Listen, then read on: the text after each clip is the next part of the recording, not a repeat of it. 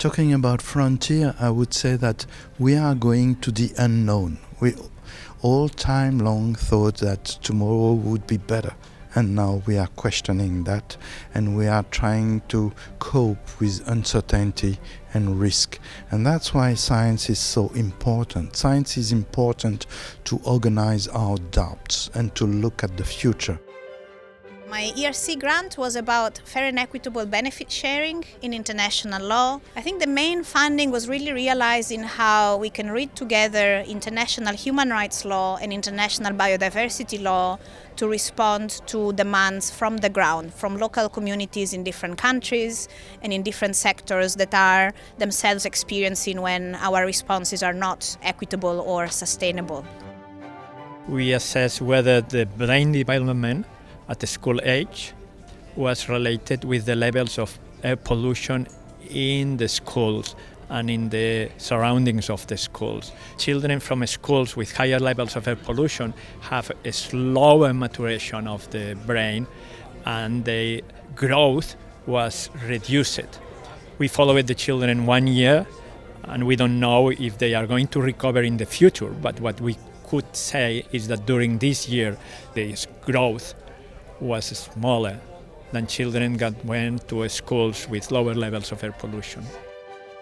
I presented something about the history of the relationship between people and forest from prehistory until yesterday, basically. One thing I argued is that wherever you look in history, at whatever spatial temporal scale, you can find humans there. So basically we co-evolved together human society with nature, so it's very difficult and probably pointless to separate the two.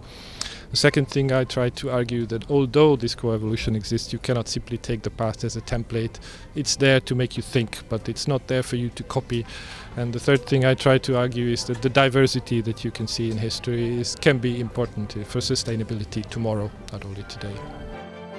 I especially presented today on our experimental games that we played in Gabon and around the kind of conservation of elephants and local farmers trying to protect their crops.